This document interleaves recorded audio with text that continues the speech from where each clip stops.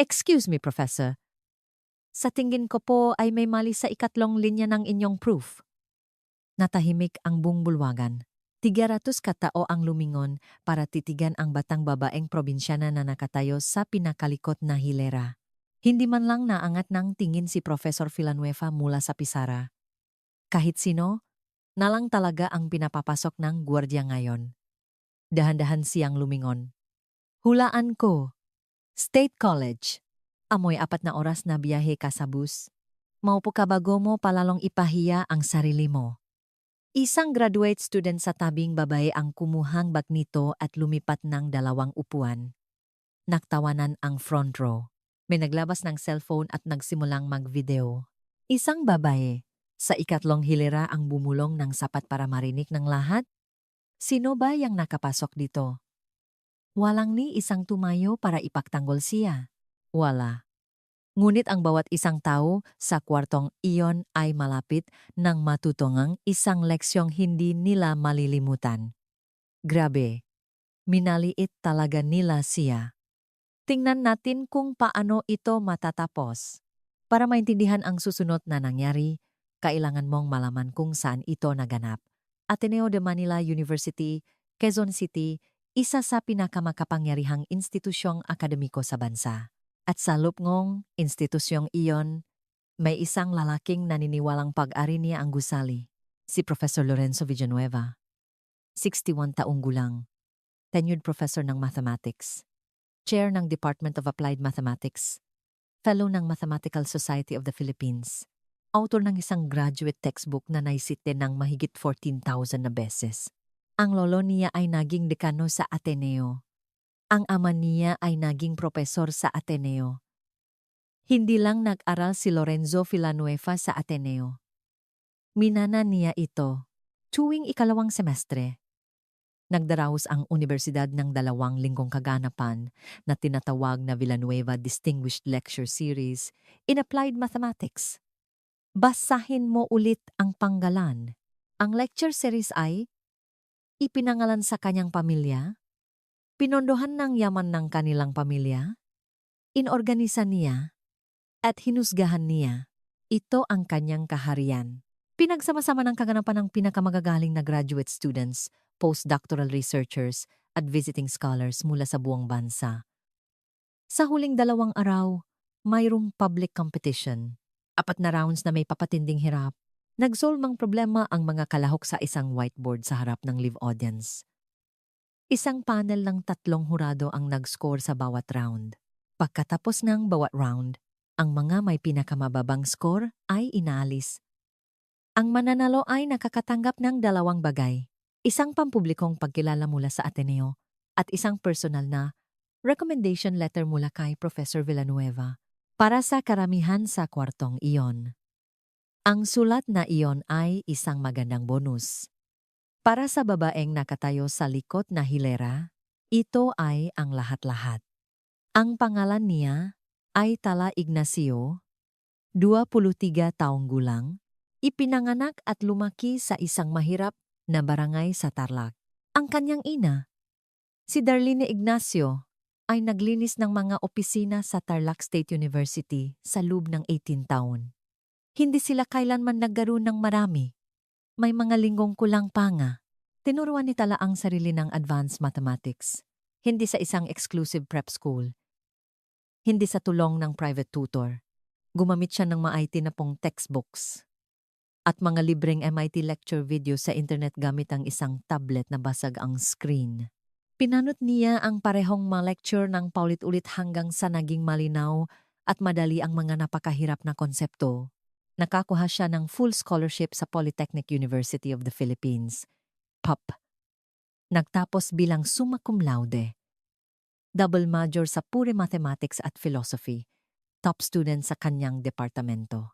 Pagkatapos ay nag-apply siya sa doctoral program sa lahat ng nangungunang universidad sa bansa.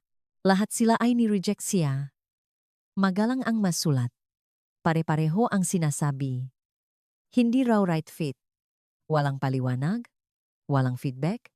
Isang nakasarang pinto lamang na may magalang na karatula, kaya kumuha Si Tala nang trabaho bilang math tutor sa isang public school sa probinsya. Nag-ipon siya, naghintay siya, at nang marinig niya ang tungkol sa Villanueva. Lecture series na may open enrollment kahit sino. Ay pwedeng mag-audit. Bumili siyang tiket ngang bus pa Maynila. 4 na oras sa Victory Liner. Isang backpack na may 2 pamalit na damit. Isang budget motel sa Cubao na 6 na kilometro mula sa campus at mga siopaw mula sa convenience store para sa hapunan. Hindi siya pumunta para makipagkaibigan. Pumunta siya dahil ang sulat na iyon ay kayang magbukas ng bawat pintong isinara sa kanyang pagmumuha. Ngunit mula sa sandaling pumasok siya, isang bagay ang nilinaw ng kwarto. Hindi siya welcome. Hindi lang si Villanueva. Ito ay ang lahat.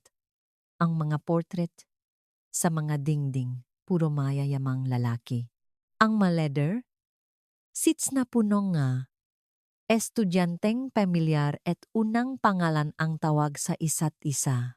Ang paraan ng pagtingin ng mataw sa kanyang backpack at sa kaiwas ng tingin.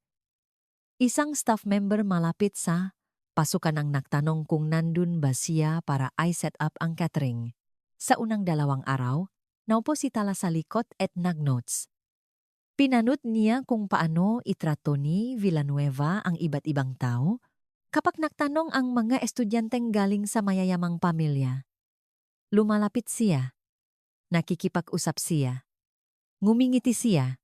Kapag nagtanong ang isang skolar na galing probinsya, tumitigil siya. Nire-rephrase niya ito. More precisely. Sabi niya. Tapos sasagutin ang sarili niyang bersyon. Hindi siya gumingiti. Isang graduate student na nagnangalang Basti Montalibano ang naupo malapit kay Tala sa 2 araw. Lumingon ito sa kaibigan niya at sinabi ng malakas para marinig niya, "Hindi ko alam na namimigay pala sila ng auditing passes sa mga taga State College." Tumawa ang kaibigan niya. Hindi nag-react si Tala. Patuloy siya sa pagsusulat. Nang gabing iyon, mag-isa sa kanyang maliit na kwarto sa motel, binasa niya muli ang nga patakaran ng kompetisyon.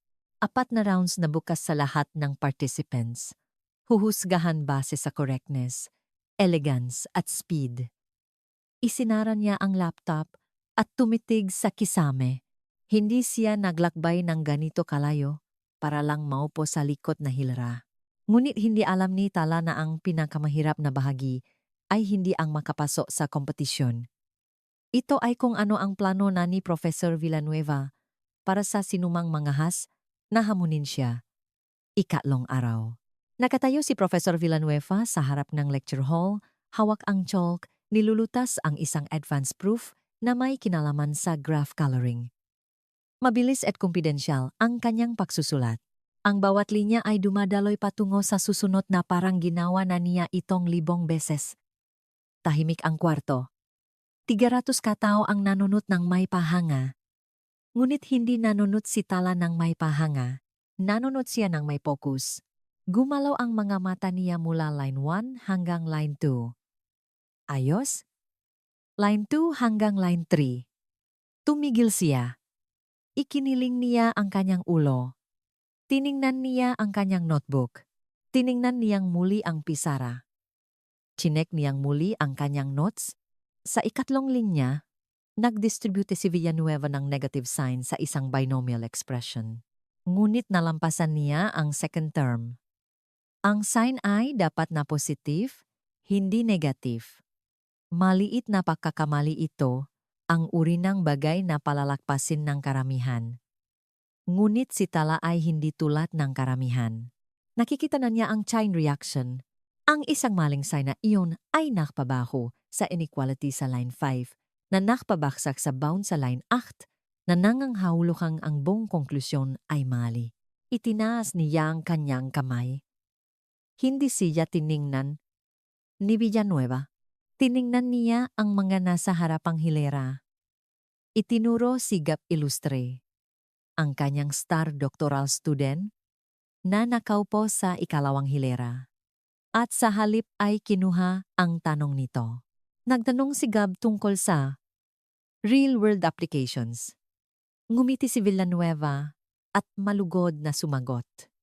Nagpalitan sila ng ideya na parang matagal ng magkaibigan. Nakataas pa rin ang kamay ni Tala. Sa wakas, sumulyap si Villanueva sa likod ng kwarto. Nawala ang kanyang ngiti. Yes, the auditor. Hindi ang kanyang pangalan. Hindi miss. Hindi ikaw sa likod. The auditor. Isang kategorya, hindi isang tao. Nagsimulang magsalita si Tala. Professor, sa ikatlong linya ang inyong proof. Nagtaas itong isang daliri at pinutol ang sinasabi niya. Tatanggap muna ako nga tanong mula sa ma-enrolled participants. Kung may oras sa huli, maaring isumitang ma-auditor ang kanilang matanong ng nakasulat. Tumalikot siyang muli sa pisara. Tapos ang usapan. Tahimik ang kwarto.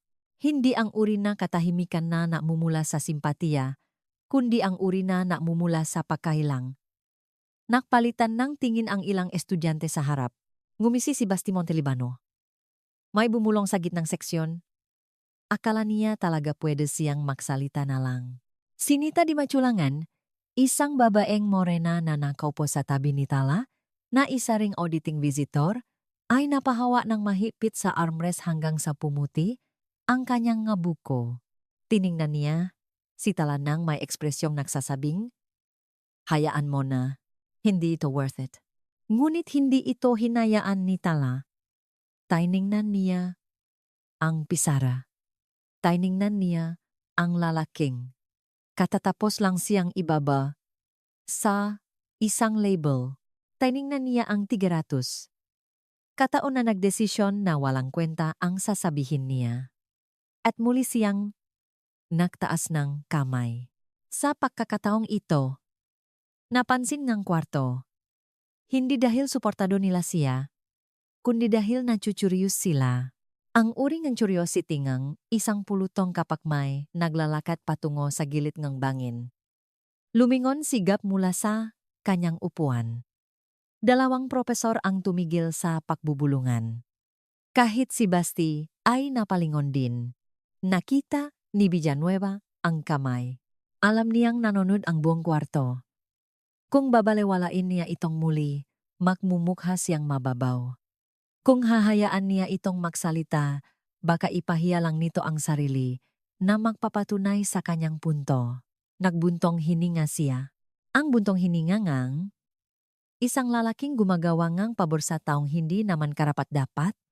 Sige, magsalita ka. Tumayo si Tala. Hindi siya nakmadali, hindi siya nautal. Tumingin siya ng diretso sa pisara at ibinuka ang kanyang bibig. At ang sinabi niya sunod ay nagpatigil sa pahinga ng bawat tao sa kwartong iyon, nakatayo si Tala sa likod na hilera. Hindi siya humakbang pasulong. Hindi siya pumunta sa Islay.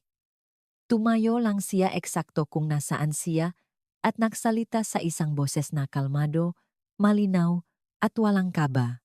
Sa ikatlong linya, nung nag-distribute kayo ngang negative sign sa binomial, ang second term ay dapat positive, hindi negative. Tumigil siya. Hindi para magbigay ng dramatikong epekto. Tumigil siya dahil binibigyan niya ang kwartong ang oras para tingnan ang pisara. Binabago niyan ang inequality sa line 5 na nangahulugang ang bound na isinulat ninyo sa line 8 ay hindi tama. Tapos ay naupo siya. Iyon na iyon. Tatlong pangungusap. Walang paligoy-ligoy? Walang pahingingang tawad?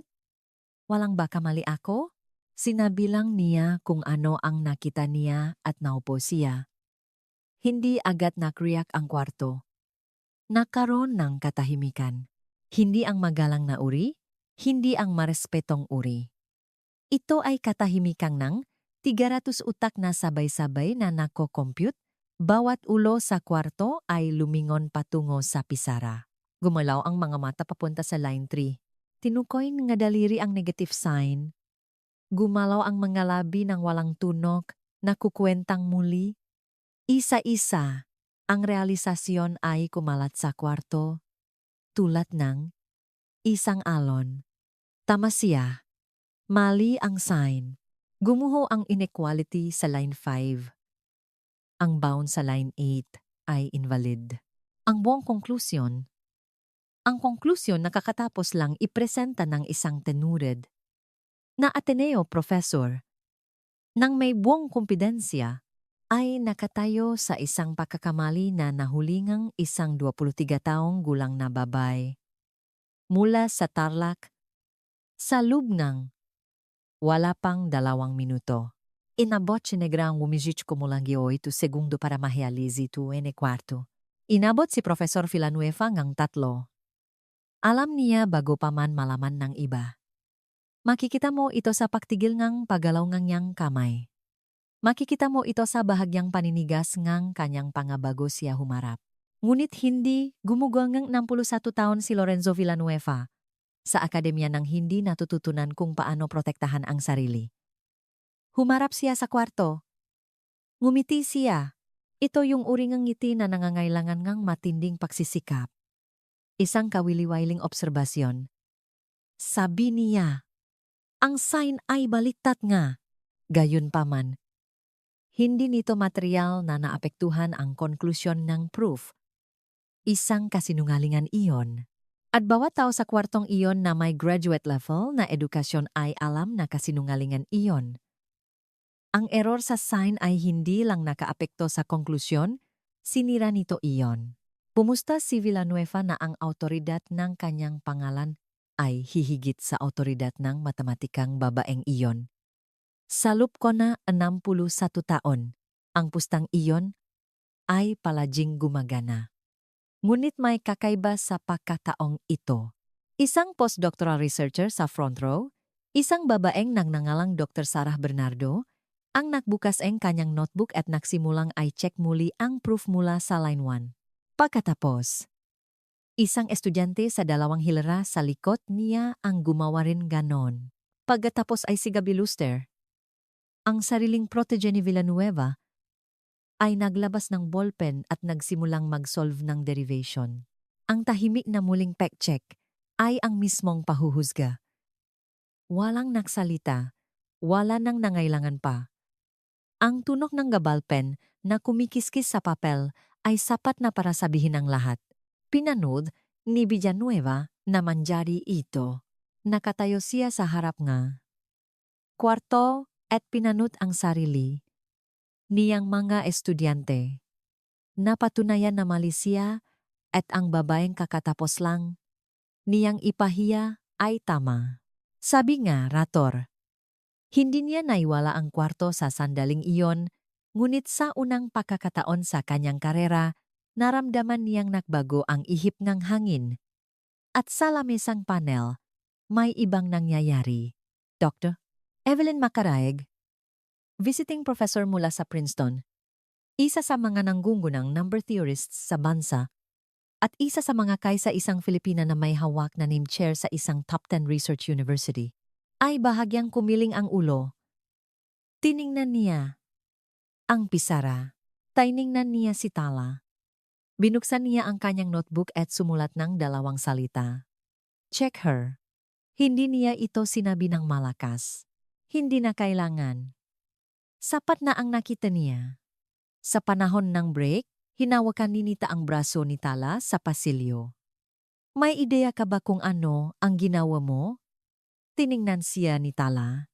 Itinuro ko ang isang sign error. Tinitigan siya ni Nita. Kakaturo mo lang ang sign error sa isang lalaking ipinangalan ang isang lecture series sa kanyang sarili, sa loob ng kanyang sariling gusali, sa harap ng kanyang sariling nga estudyante, sa harap ng 300 katao. Hindi nagbago ang ekspresyon ni Tala, ngunit may nagbago sa kanyang nga mata. Hindi tagumpay, kundi isang mas tahimik na bagay, isang realisasyon. Baka ang pinto ay hindi kasing sara tulad ng palagi niyang pinapaniwalaan. Natapos ang break, bumalik ang mga estudyante sa hall. Nagbago ang enerhiya sa kwarto. Subtle ito. Unito 2. Ang mataong hindi pumapansin kay Tala kanina ay napapasulyap na sa kanya. Hindi nang may init. Hindi pa sa ngayon. kundi ng may kuryosidad. Ang uri ng kuryosidad na dumarating kapag na-realize mong baka minaliit mo ang isang tao? At saka ginawa ni Villanueva ang kanyang hakbang. Naglakad siya sa harap ng kwarto at gumawa ng anunsyo. Sinabi niya na sa diwa ng Open Scholarship, ang paparating na public competition ay palalakihin. Lahat ng participants, pati na ang auditing guests, ay welcome mag-register. Tiningnan niya ng diretso si Tala nang sabihin niya ito. Ngumiti siya. Ito ay isang mainit na ngiti, isang mapagbigay na ngiti. Ang uri ng ngiting ibinibigay ng isang tao kapag nagsaset siya ng patibong. Tutal, sabi niya, kung ang ating auditing guest ay may ganyang katalas na mata para sa mga pagkakamali, nakakasiguro akong masusumpungan niya ang kompetisyon na napaka-stimulating. May ilang estudyanteng tumawa. Ngumisi si Basti Montelibano. Ngunit hindi tumawa si Tala. Hindi siya ngumisi. Tiningnan niya pabalik si Villanueva na may ekspresyong walang ipinapakitang emosyon. Tumango siyang isang beses. Sasali siya. At wala siyang ideya, hindi pa sa ngayon, na ang laro ay nalinlang na bago pa man ito magsimula. Ikalimang araw, ang lecture hall ay na-transform. Ang nga upuan ay inayos sa isang competition format. Ang paneleng tatlong hurado ay nakaupo sa isang mahabang lamesa sa harap. Isang malaking whiteboard ang nakatayo sa gitna ng stage. Ang unang dalawang hilera ay naka-reserve para sa 12 opisyal na kalahok. Ang natitirang maupuan ay puno nga manonod. Bawat upuan ay may nakaupo, may mga nakatayo sa tabingang likurang dingding. Umupo si Tala sa unang hilera, sa unang pagkakataon. Siya lang ang kalahok na walang formal na imbitasyon. Kaysa isang auditor, kaysa isang graduate ng PAP, kaysa isang taong may dalang backpack sa halip na leather portfolio. 12 na kalahok. 11 sa kanila ay personal na pinili ni Villanueva. Ang ika. 12 ay hinamon na magpakita. Ang nga patakaran ay simple. Bawat round, isang problema ang lilitaw sa pisara. May itinakdang oras ang mga kalahok para i-solve ito, tapos ipresenta ang kanilang solusyon. Magbibigay ng score ang panel base sa tatlong kriteria: correctness, elegance, at speed. Ang may pinakamababang scores ay may eliminate bawat round. Ang final round ay one-on-one. Round 1, isang optimization problem. Isang variant ng tinatawag ng mga mathematician na assignment problem. Isang scheduling puzzle na tungkol sa kung paano i-match ang mga tasks sa resources sa pinaka-efficient na paraan. Ang ibang participants ay nagsimulang i-set up ang standard approach. Tinatawag itong Hungarian method, isang kilalang algorithm na itinuturo sa bawat graduate program. Mabilis at confidential na kumilos si Geb Ilustra. Kabisadong-kabisado niya ang teknik. Tiningnan ni Tala ang problema sa loop ng 30 segundo. Hindi siya nagsimulang magsulat. Tumitik lang siya. Pagkatapos ay nakita niya ang isang bagay na walang sinuman ang nakakita. Ang problema ay may hidden symmetry. Ang structure, ang graph, ay bipartite. Ibig sabihin, pwede itong atyang sa dalawang grupo na may koneksyon lang sa pagitan nila, hindi sa loob nila. At ang symmetry na iyon ay nangahulugang ang buong problema ay pwedeng i-reframe. Sa halip na gamitin ang standard method, kinonvert ni Tala ito bilang isang minimum cost flow problem sa isang mas maliit na network. Naglakad siya papunta sa pisara at nagsimulang magsulat. Ang solusyon niya ay kalahati lang ang haba kumpara sa iba. Siya ang unang natapos, hindi sa maliit na margin, kundi sa malaking margin. Pumanggalawa si Gab. Tama ang sagot niya, pero ang approach niya ay ang mahabang paraan. Nagdayo siya ng highway. Si Tala ay nakahanap ng shortcut na hindi man lang alam ng iba na nag-exist. nagbigay ng score ang panel. Si Tala ang nakatanggap ng pinakamataas na marka. Pumangalawa si Gap. Si Villanueva na nakaupo sa audience ay hindi pumalakpak. Ang panga niya ay tumigas ng eksaktong 1 milimetro at nagsimulang magbago ang kwarto. Ang mga estudyanteng ngumisi kay Tala 2 araw na ang nakalipas ay nakasandal na ngayon paharap. Ang ilan ay inilabas ang kanilang mga cellphone. Hindi para asarin siya ngayon, kundi para i-record siya. May nagtype ngang tweet sa likod. Isang auditor galing PAP ang nangunguna sa Villanueva Challenge sa Ateneo. Kailangan niyo tong makita. Sa loop ng 1 oras, na-retweet na ito ngang higit 200 beses. Hala, wait. As in pumasok lang siya sa Ateneo nang naka-backpack at edukasyong mula sa sirang tablet at tinatalo niya ang lahat. Walang kumikibo kasi yung math. O, kusang nagsasalita. At tinitingnan pa rin nila siya na parang wala siyang kwenta. Grave, wild. Sa pagitan ng mga rounds, may nangyari sa likod ng eksena. Lumapit si Villanueva sa panel nung break. Nag-suggest siya ng mga natitirang problema ay dapat mag-increase sa theoretical depth. Mukhang makatwiran naman, hindi. Isa itong code. Nanggangahulugan itong ililipat ang mga problema sa mga areas na nangangailangan ng access sa cutting-edge research. Ang uri na Scientia Samga, exclusive Ateneo seminars, ang uri na hinding-hindi makikitang isang estudyante mula sa PAP, napansin iyon ni Dr. Macharaig. Hindi siya tumutol, hindi pa muna. Ngunit nanonood siya at nagsimula siyang magtagongang isang napakaingat na record. Samantala, nasa pasilyo si Tala kumakain ng biskwit mula sa kanyang backpack. Wala siyang ideya kung ano ang pinag-usapan. Wala siyang ideya na ang patakaran ay tahimik nang hinuhubok laban sa kanya.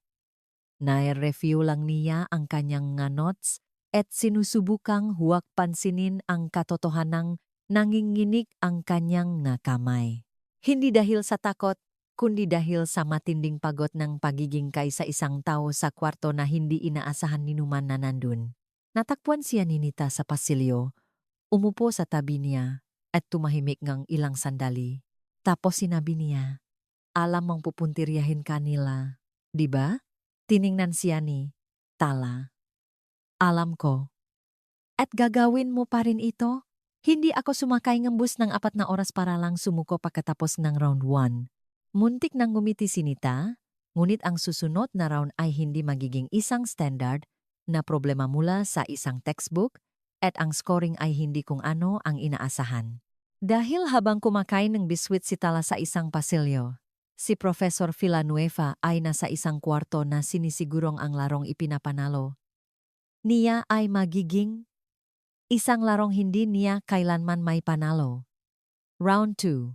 Lumabas ang problema sa pisada. Nakasulat, patunayan ang sumusunod na pahayag. Sa ibaba nito ay isang mathematical claim tungkol sa isang partikular na property ng connected graphs. Mukha itong madali. Kinuha ng hatang kalahok sa kwarto ang kanilang chalk at nagsimulang bumuo na proof. Mabilis, magsulat si Hap. 2 iba pang doctoral candidates ay nagtatrabaho sa pamamagitan ng maingat at masistemang mahakbang. Tahimik ang kwarto, maliban sa tunong ang chalk sa mga pisara. Hindi kinuha ni Tala ang kanyang chalk. Nakatayo siya sa harap ng pisara at nakatitik sa pahayag. Lumipas ang 90 segundo. Nagsimulang makbulungan ang tao sa audience. Kumiling si Basti Montelibano sa katabi niya at sinabing, mukhang umabot na siya sa hangganan niya. Ngunit hindi stuck si Tala. Nag-iisip siya. At ang iniisip niya ay isang bagay na hindi naisip ng sinuman sa kwarto. Ang pahayag ay mali. Lahat ng iba ay sinusubukang patunayan ang isang bagay na hindi pwedeng mapatunayan. Nagtatayo sila ng kalsada patungo sa isang siyudad na hindi nag-exist. Nakita ito ni Tala. Nakita niya na kung gagawa kang maliit na graph, 6 na vertices lang na maingat na pinakonekta, ang buong claim ay guguho. Kinuha niya ang chalk, iginuhit niya ang graph, 6 na tuldok, Isang partikular na pattern ng mali niya sa pagitan nila. Umatras siya at nagsabi ng ilang salita. Ito ay isang counterexample. Ang pahayag ay mali. Nag-usap ang panel. Maingat na sinuri ni doktor. Macharik ang graph. Chinik niya ang bawat koneksyon. Tumango siya. Ang pahayag ay talagang mali. 3 kalahok ang na-eliminate on the spot. Sinayang nila ang buong oras nila sa pagsubok na patunayan ang isang bagay na hindi kailanman totoo, umabanta si Tala. Inanunsyo ang mga scores. Nakatanggap si Talangang 91. Bahagya siyang sumimangot ngunit walang sinabi. Wala siyang paraan para malaman na ang score sa orihinal na papel ngang panel ay 98. May nagbago nito sa pagitan ng scoring table at ng anunsyo. 7 puntos ang ninakaw. Babalikan natin ito. Round 3. Nagsimula ang orasan. 3 minuto. Ang problema ay nagsasangkot ng paghahanap ng maximum independence set sa isang specific class ng graphs. Sa madaling salita, gamit ang isang network ng konektadong points, hanapin ang pinakamalaking grupo ng points kung saan wala sa kanila ang direktang konektado sa isa't isa. Ang 3 minuto ay parang walang kwenta. Para sa ganitong uri ng problema, kulang na kulang ito. Agad na sumabak ang ibang makalahok, pilit nilulutas ang problema step by step. Mabilis si Gab. Ang ballpen niya ay gumagalaw ng may eksaktong direksyon. Binubuo niya ang sagot mula ibaba, time testing ang mga combinations, inaalis ang mga options. Iba ang ginawa ni Tala. Tiningnan niya ang graph at iginuhit ang complement nito. Isang mirror image kung saan ang bawat connection ay nudging gap at bawat gap ay nudging connection. Pinalitan nito ang independent set problem sa isang click problem. Ang paghanap ng pinakamalaking grupo ng hindi konektadong points sa original na graph ay naging paghahanap ng pinakamalaking grupo ng fully connected points sa bagong graph. At ang bagong graph ay mas simple. Nakita niya agad ang click sa mata pa lang. Isinulat niya ang sagot. Ibinaba niya ang chalk. 40 segundo ang natitira sa orasan. Natapos si Gabi NG 12 segundo bago tumunog ang buzzer. Tama ang sagot niya. Ngunit natapos si Tala ng buwang 1 minuto bago siya. 2 pangkalahok ang na-eliminate. 4 na lang ang natitira. Sina Tala, Gab, at 2 pang doctoral candidates na nagsisimula ng kabahan ng husto. Inanunsyo ang semifinal pairings na dapat sana ay random, si Tala laban kay Gab. At ang 2 doctoral candidates laban sa isa't isa. Kung naniniwala kang random ang pairing na iyon, hindi ka nakikinig sa kwentong ito. Nang gabing iyon, nagsimulang kumalat ang kwento. Ang tweet mula sa round 1 ay nag-viral sa mga academic circles. Isang mathematics blog ang nag-publish ng isang maikling artikulo na may headline na "Sino si Tala Ignacio?" May humalukay sa kanyang pop transcript at ipinost iyon online. Isang mamamahayag mula sa Philippine Daily Inquirer ang nagpadala ng email sa press office ng Ateneo para humingi ng pahayag. Ang kwento ay hindi na lang tungkol sa isang kompetisyon. Ito ay tungkol na sa isang sistema. At ang tao ay nanonood. Balik sa kanyang maliit na kwarto, 6 na kilometro mula sa campus, nakaupo si Tala sa gilid ng kama sa ilalim ng nag-isang ilaw. Isang kalahating kain na siopaw ang nasa ibabaw ng lamesa. Nakabukas ang kanyang notebook sa kandungan niya. Nire-review niya ang mga graph theory problems, nagsusulat, nege, maga solusyon, sa sulat, kamay, na sobrang liit at halos hindi, na makasya, sa pahina. Nanginginig ang kanyang makamay. Hindi dahil sa takot, kundi sa pagod. Sa bigat ng 5 araw na pagtitiis sa isang kwartong pinarurusahan siya dahil lang sa nandun siya. Sa pagniti sa gitna ng pang-iinsulto. Sa pagpapanggap na hindi niya naririnig ang mabulungan. Sa pag-solve ng mga problema sa pinakamataas na level habang dinadala ang hindi nakikitang bigat na hindi kailangang dalhin ng sinuman sa kompetisyong iyon. May kumatok sa pinto. Sinita. Pumasok siya at umupo sa kaysa isang silya sa kwarto. Tiningnan niya ang nga kamay ni Tala. Tiningnan niya ang siopaw. Tiningnan niya ang notebook. Matagal siyang hindi nagsalita. Pagkatapos ay, hindi mo kailangang patunayan ang anumang bagay sa kanila. Hindi nag-angat ng tingin si Tala. Hindi ko pinapatunayan ang anumang bagay sa kanila. Kung ganon, kanino? Tumigil si Tala sa pagsusulat. Tumitik siya sa dingding ng ilang sandali. Pagkatapos ay sinabi niya, sa bawat batang babae sa probinsya na nag-isip na ang pintong ito ay nakasara. Hindi sumagot si Nita. Walang masabi doon. Iyon ang pinakatotoong pangungusap na sinabi nilang dalawa sa buong linggo. Kinaumagahan, naglakat pabalik sa lecture hall si Tala. Ang semifinal ay salup nga. 3 oras. Maingay na ang kwarto. Mas maraming tao ang pumunta kaysa kahapon. Kumalat na ang balita. May ilang bagong mukha sa madla. Ang isa sa kanila ay isang mamamahayag na may dalang notebook. Nakaupo si Gab Ilastra sa unang hilera at nai-review ang kanyang notes. Mukha siyang relax. Kumpidensyal. May dahilan siya para maging ganun. 3 taon siyang nag-aral sa ilalim ni Villanueva. May access siya sa mga research papers, seminar materials, at techniques na hindi available para sa sinuman sa labas ng inner circle ng Ateneo. Si Tala ay may backpack at basag na tablet, ngunit mayroon din siyang bagay na wala si Gab. Gumugol siya ng 10,000 oras na mag-isa kasama ng mga numero. Hindi sa isang classroom, hindi sa tulong ng isang tutor, hindi sa isang propesor na gumagabay sa kanya sa mga mahihirap na bahagi. Mag-isa sa isang kwartong, may nag-isang ilaw, at sa 10,000 oras na iyon. Natutunan niya ang isang bagay na walang anumang seminar ang makakapakturo. Natutunan niyang makita ang hugis ng maproblemang hindi pa niya nakikita nun. Umupo siya. Binuksan niya ang kanyang notebook.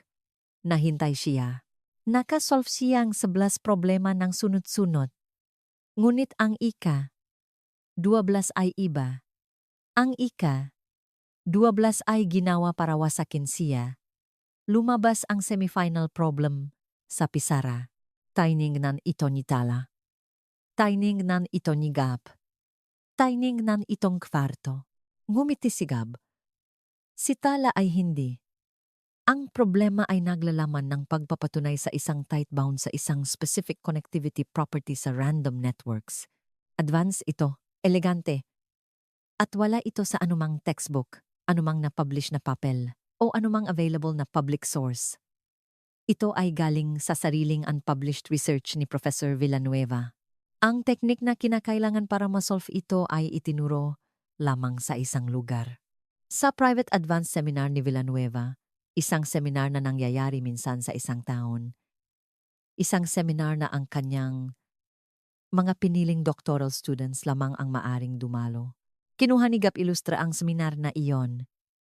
Pinag-aralan niya ang teknik na iyon. Pinraktis niya ito.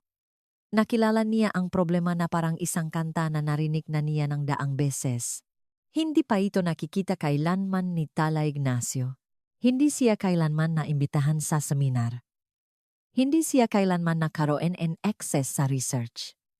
Nakatingin siya sa isang problema na sinadyang piliin para garantiyahan na matatalo siya. Ang laro ay nalinlang na. Hindi sa halatang pagbabago ang patakaran. Hindi sa anumang pwedeng ituro ang sinuman at tawaging pandaraya. Kundi sa pagpili ang problema. Ang pinakaeleganteng uri ang pandaraya. Ang uri na mukhang patas sa papel ngunit bulok sa ilalim. At may isa pa. Isang bagay na malalaman lang ni Tala pagkatapos ng lahat. Ang score niya sa round 2 ay binago. Ang totoong score niya, ang nakasulat sa orihinal na scoring sheet ng panel, ay 98. Ang score na inanunsyo sa kwarto ay 91. 7 puntos ang ninakaw. Kung nanatili ang totoong score. Pumasok sana si Tala sa semifinal na may malaking kalamangan. Sa halip pumasok siyang naniniwalang bahagya lang siyang nakakalamang. Dalawang manipulasyon, dalawang hindi nakikitang pader, parehong itinayo ngang isang lalaki. Sa lamesa ng panel, binasa ni Dr. Macharaek ang problema at nagbago ang ekspresyon niya. Agad niya itong nakilala. Na-review niya ang unpublished draft ni Villanueva. 6 na buwan na ang nakakaraan bilang bahagi ng isang peer consultation.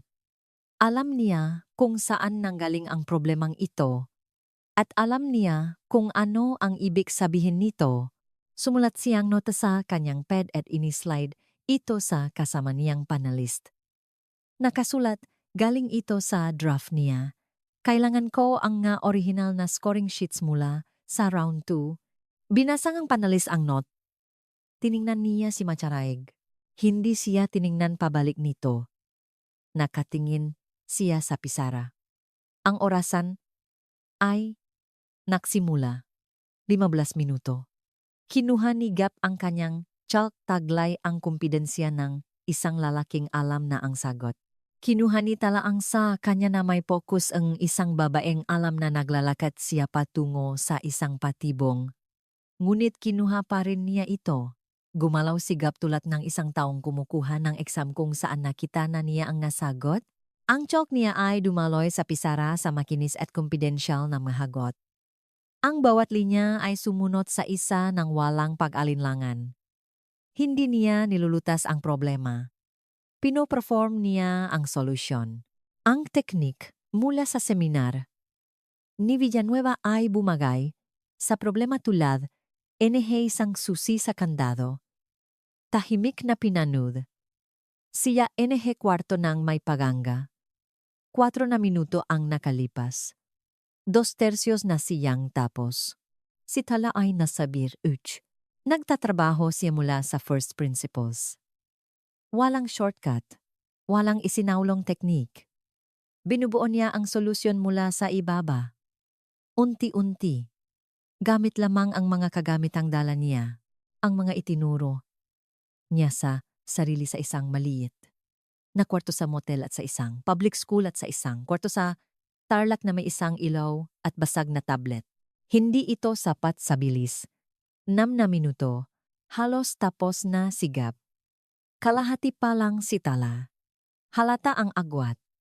Nakikita ito ng audience. Nagsimula ang bulungan. Naiwan na siya.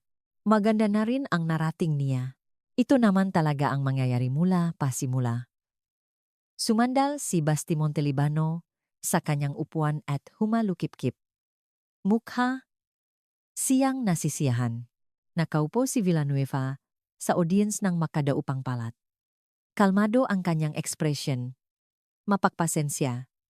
Ang ekspresyon ng isang lalaking nanonood sa isang patibong na gumagana ng eksakto sa disenyo nito. 8 minuto ang nakalipas, nakamali si Tala. Nakabaliktad siya ng 2 indices sa kanyang derivation. Isang maliit na pagkakamali, ang uri na nangyayari kapag mas mabilis tumakbo ang utak kaysa sa kamay mo. Nahuli niya ito halos agad, ngunit ang pagwawasto ay nakos sa kanya ng 1 buong minuto, 1 minutong wala siya. Ang orasan ay nakpakita ng 5 minutong natitira. Halos tapos na si Gap. Nakatitik si Tala sa pisarang puno ng gawa na hindi patapos. At saka may nangyaring hindi pa nangyayari sa anumang bahagi ng kwentong ito. Tumigil sa pagsusulat. Si Tala. Bumaba ang 2 pulgada ang kamay niyang may hawak na chalk. Neksif ang kanyang mabalikat. Nagbago ang kanyang pahinga. Salup ang 3 segundo. Eksaktong 3 segundo. Mukha siyang isang babaeng malapit nang ibaba ang chalk at maglakad palayo sa pisara. Nakita ito ang 300 katao. Ang ilan ay nakaramdam ang simpatiya. Ang ilan ay nakaramdam ng pagiging vindicated. Muntik nang tumawa si Basti. Sinita di makulangan? Na nakaupo sa ika-6 na hilera? ay nakahawak ng mahigpit sa armrest hanggang sa pumuti ang kanyang mabuko. Hindi siya humihinga. Tapos nag-angat ng tingin si Tala. Hindi sa Pisara. Hindi kay Gab. Hindi kay Villanueva. Tumingin siya sa audience. At sa isang banda sa ika-6 na hilera, nahanap ng mamata niya si Nita. Hindi tumango si Nita. Hindi siya ngumiti. Hindi niya ibinuka ang kanyang bibig para sa anumang salitang pagpapalakas ng loop. Tiningnan lang niya si Tala, diretso, hindi kumukurap, walang awa, walang takot. Minsan ang pinakamakapangyarihang magagawa ng isang tao ay ang simpleng pagtanggi na lumingon sa iba. Bumalik sa pisara si Tala. Tinitigan niya ang kanyang gawa sa loob ng 2 segundo. Tapos gumawa siya ng isang bagay na hindi inasahan ni Numan. Binura niya ang 3 linya. Hindi isang pagtatama. Hindi isang ayos. Binura niya ang isang buong seksyon ng kanyang approach at nag-umpisa muli. Hindi niya ahabulang ang teknik ni Gab. Hindi niya lalawin ang larong idinisenyo ni Villanueva para siya matalo. Gagawa siyang sarili niya. Isang bagong konstruksyon ang lumabas sa pisara. Isang auxiliary graph. Isang mapping sa pagitan ng 2 structures na hindi pa nakikita ni Numan sa kwarto. Hindi siya sumusunod sa anumang textbook. Hindi siya nag-apply ng anumang kilalang method. Nag-imbento siya ng isang bagay in real time. Under pressure, habang nanunod ang 300 katao at umikot pababa ang orasan. Ibinabanigap ang kanyang chalk. Tapos na. Pumalakpak ang kwarto. Ang solusyon niya ay malinis, tama, at binuo sa teknik na ibinigay sa kanya. Tumango si Villanueva. Tanda ng pagson-ayon. Nagpakita ang orasan ng 90 segundo na natitira. Nagsusulat pa rin si Tala. Ang chalk niya ay gumagalaw ng mabilis, mas mabilis kaysa sa naging takbo nito sa buong araw. Bagong linyas. Bagong inequalities. Ang auxiliary graph ay nabubuo na. 60 segundo. 30 segundo. Naubusan na siya ng espasyo sa pisara. Lumipat siya sa ibabang kanang sulok at isinulat ang huling linya. Maliit ngunit malinaw.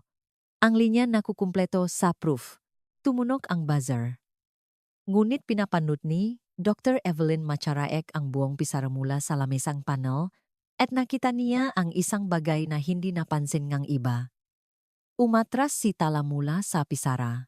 Rumaragasa pa rin ang tunog NH buser sa hangin. Tumayo si Villanueva. Naglakad siya patungo sa harap ng kwarto na may mabagal at sadyang hakbang ng isang lalaking nakapagdesisyon na sa magiging resulta. Pumuwesto siya ng direkta sa harap ng whiteboard, direkta sa harap ng ibabang kanang sulok kung saan isinulat ni Tala ang kanyang huling linya, at humarap sa audience. Time's up, sabi niya. Nakumpleto ni Mr. Ilastra ang kanyang solusyon. Sa kasamaang palad, ang gawa ni Miss Ignacio ay mukhang hindi kumpleto.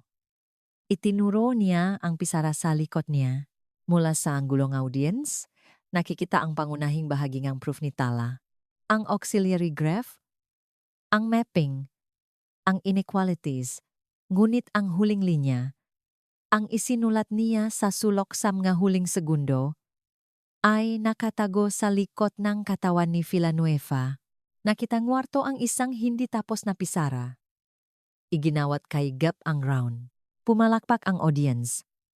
Magalang, pigil, ang uringang palakpak na nagsasabing. Well, iyon na yun. Nakatayo si Tala sa gilid ng stage. Tahimik, hindi gumagalaw.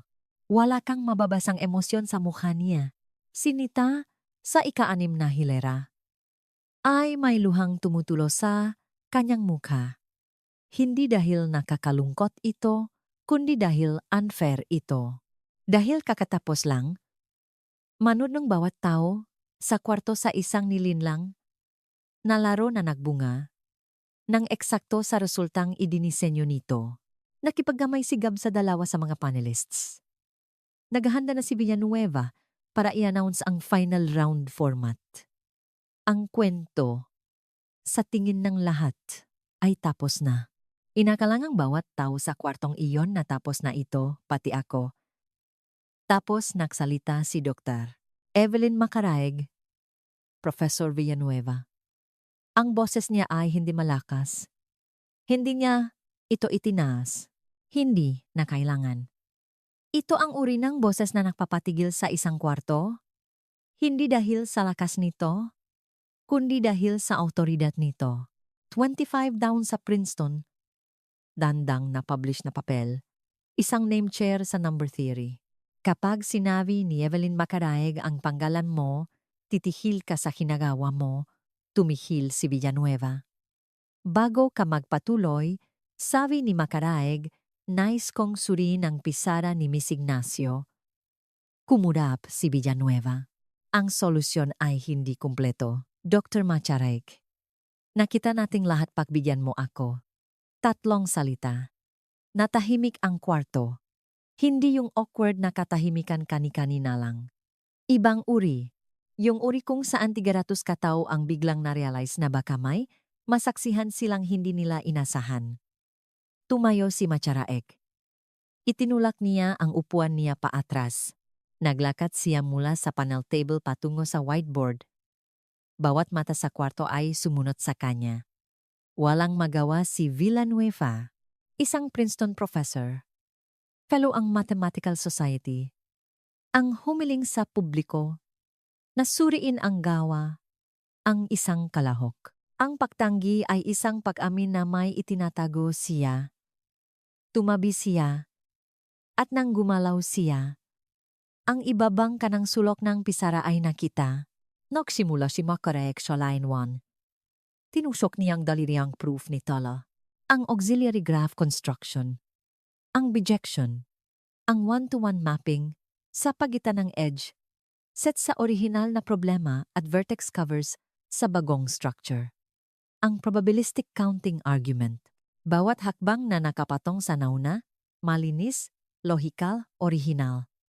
Umabot ang daliri niya sa dulong main body ng gawa. Nagpatuloy siya. Gumalaw ito sa ibabang kanang sulok. Tumigil siya. Binasa niya ang huling linya. Binasa niya ito ulit. Tapos lumingon siya para humarap sa kwarto. 5 segundo ang katahimikan. Sa lubinega, 5 segundong giyong. Nalituang 300 katao. Nakakunot ang nunigap. Ang ngiti ni Villanueva ay naniga sa pwesto tulad ng isang maskara na hindi nakasya. Huminto sa pahinga si Nita. Hindi gumalaw si Tala. 5 segundo. Pakiramdam ay 5 minuto. Tapos nagsalita si Macaraeg. Ang proof ay kumpleto. Itinuro niya ang sulok. Ang huling linya ay nandito. Isinulat sa mga huling segundo bago matapos ang oras. Tumigil siya. Tiningnan niya ulit ang pisarangang isang beses. Tapos sinabi niya, ang bone ay tight. Ang bijection ay orihinal. At walang duda na ito ang pinaka-eleganteng proof na ipinresenta sa kompetisyong ito. Sa 1 segundo. Tahimiki ang kwarto. 1 segundo. NG. Pag-process. NG. 300 katao. Kung ano ang kakatapos. Lang nilang marinig. 1 segundo ng muling pag-recalculate sa lahat ng inakalan nilang alam nila. Tapos sumabog ang kwarto. Hindi ito nagsimula sa palakpak. Nagsimula ito sa isang singhap. May isang tao sa ikatlong hilera. Tapos, isang bulong-bulungan na umagos palabas tulad ng batong inihulog sa tubig. Tapos pagpalakpak. Hindi yung magalang na uri mula kanina, yung totoong uri, yung uri na nagsisimula sa isang lugar at kumakalat hanggang sa mapuno nito ang kwarto. Tumayo ang mga estudyante. Tinakpan ng postdoctoral researcher sa front row ang bibig niya ng 2 kamay. 2 propesor sa panel ang nagsimulang pumalakpak bago pa man maproses ng ikatlo ang nangyari. Humahagulgol si Nita, hindi nang tahimik. Yung uringang pag-iyak na galing sa malalim. Mula sa isang lugar kung saan bawat pang-insulto, Bawat pagbalewala, bawat nakasarang pinto ay naipon at na-compress at ngayon ay pinalalabas ng sabay-sabay. Tumitik si Gap Ilustra sa ibabangka ng sulok ng pisara. Tumitik siya rito ng matagal. Tapos lumingon siya kay Tala. Hindi siya mukhang galit. Hindi siya mukhang naghihinanakit. Mukha siyang isang lalaking kakatapos lang manut ng isang tao na gawin ang isang bagay na hindi niya magawa. Nagsimula siyang pumalakpak. Siya ang unang taong tumayo sa kanyang hilera. Hindi pumalakpak si Villanueva. Hindi siya tumayo. Nakatayo siya sa gilid ng stage at nakatingin sa sulok ng pisara. Ang sulok kung saan siya nakatayo sa harap nito kanina. Ang sulok na hinarangan niya nang ideklara niyang hindi kumpleto ang solusyon niya. Kung alam ba niyang nandun ang huling linya ay isang katanungang siya lang ang makakasagot. Ngunit nakita ngang 300 katao kung saan siya nakatayo at maalala ito ngang 300 katao. Hindi nagdiwang si Tala. Hindi niya iniangat ang kamao niya. Hindi siya umiyak. Ipinikit niya ang kanyang gamatang 2 segundo. Pagdilat niya. Tiningnan niya ang pisara. Hindi sa audience. Hindi kay Villanueva. Hindi sa nga kamera. Tiningnan niya ang sarili niyang gawa dahil ang proof ay angkay sa isang bagay sa kwartong iyon na hindi kailanman nagsinungaling sa kanya. Humarap si Makarayeg sa panel. Iminumungkahi ko na ay re-evaluate natin ang semifinal scores. Ang proof ni Miss Ignacio ay hindi lang kumpleto, ito ay superior. Ang bijection ay original. Ang approach ay mas general kaysa sa standard method. Iminumungkahi ko pa na igawad na nang tuluyan ang competition sa kanya. Wala nang may dadagdag pa ang isang final round. Bumoto ang panel ng 3-0. Unanimous. Nanalo si Tala Ignacio sa Villanueva Challenge. Kinamayan siya ni Gab. Yung bijection na, yun ay isang bagay na hindi ko pa nakikita. Saan yun galing? Tiningnan siya ni Tala. Wala ako ng teknik mo, kaya kailangan kong gumawa ng sarili kong daan. Tumigil si Gab, tapos mahinang sinabi. Mas maganda ang daan mo. Pumapalakpak pa rin ang kwarto. Pero hindi pa tapos ang kwento dahil hindi pa tapos si Dr. Macharaeg. May isa pa siyang sasabihin. At kapag sinabi niya ito, titigil ang palakpakan at ang susunod na katahimikan ang magiging pinakamalakas na tunok na narinig ng kwartong iyon. Humihina pa lang ang palakpakan nang tumayong muli si Macharaeg. Walang umalis. 300 katao. Nakalabas pa rin ang nga cellphone. Ang ilan ay nagre-record pa rin. Naglakat siya sa gitnang stage bit-bit ang 2 dokumento. Bago tayo magtapos, mayroong matter of record. Natahimik ang kwarto. She held up the first document. Ang semifinal problem ay nagmula sa isang unpublished research draft na inakda ni Professor Villanueva mula 6 na buwan na ang nakakaraan. Ang teknik na kinakailangan para masagot ito ay eksklusibong itinuro sa kanyang private seminar na available lang para sa kanyang mga doctoral students. Itinas niya ang 2 dokumento. Ito ang original na scoring sheet mula sa round 2. Ang tunay na score ni Miss Ignacio ay 98. Ang score na inanunsyo sa kwartong ito ay 91. Ipinatong niya ang parehong dokumento sa lamesa. Ang discrepancy na ito ay na-document. 300 yulo ang lumingon kay Villanueva. Tapos tumas ang mga cellphone. Hindi ilan. 100. Kumurap-kurap ang mapulang recording lights sa buong auditorium na parang mga matang hindi kumukurap. Tumayo si Dean Harold Pangilinan mula sa 5 hilera. Nakita niya ang nga cellphone. Nakita niya ang mamamahayag mula sa Philippine Daily Inquirer na nakmamadaling magsulat sa 3 hilera. Ang Villanueva Lecture Series ay sinuspinde kaagad habang hinihintay ang review ng Office of Academic Integrity. Professor Villanueva, tinatanggalan ka ng lahat ng administrative duties, pati na bilang department chair. Epektibo ngayon. Tumigil siya. Bukod pa rito, naniniwala akong mayutang tayong pagkilala kay Miss Ignacio. Profesor Villanueva. Bawat kamera ay nakaturo sa isang lalaki. Tumayo si Villanueva. Kulay abo ang mukha niya. Ibinuka niya ang kanyang bibig, isinara ito, ibinuka ulit. Miss Ignacio, humihingi ako ng tawad sa iyo. Dapat naging patas ang pagpapatakbong kompetisyon. Hindi iyon nangyari. Responsibilidad ko iyon. Ang masalita ay lumabas na parang hinuhugot gamit ang plies. Pero ito ay pampubliko. Nakarecord ito. Hindi na kailanman ito mababawi. Sa loob ng 6 na oras, ang video ay mayroon ng 2 million views. Kinamagahan, nasa front page ang kwento sa Philippine Daily Inquirer, sa TV Patrol at sa GMA News. 3 dating estudyante ang lumabas taglay ang magkakatulad na kwento. Pinahinto ng kanyang publisher ang kanyang textbook. Naglaho ang mga speaking invitations. Gumuho ang 61 taong prestihiyo sa loob ang 61 oras. Hindi nagtatanggal ng matanuret professors ang Ateneo. Hinahayaan silang maging invisible. 2 araw pagkatapos, walang tao sa lecture hall. Bumalik si Tala para kunin ang naiwan niyang notebook. Tahimik ang kwarto. Walang laman ang upuan. Madilim ang mailaw. Pero ang whiteboard ay nandun pa rin at ang kanyang proof ay nandun pa rin. Walang nagbura nito. Hindi siya nag-isa. Nakatayo si Villanueva sa harap ng pisara.